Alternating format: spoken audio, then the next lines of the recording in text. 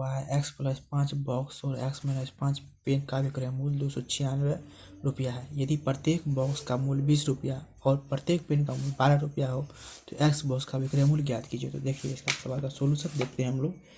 प्रत्येक बॉक्स का मूल्य 20 रुपया है प्लस प्रत्येक पेन का मूल्य 12 रुपया है।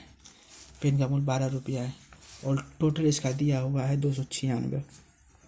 तो 20 गुना एक्स 20x प्लस 20×500 बराबर 12x माइनस 60 बराबर 296 दिया गया। 20 12 32x प्लस 60 100 में से 60 गया 40 बराबर 296 32x बराबर 256 x बराबर 8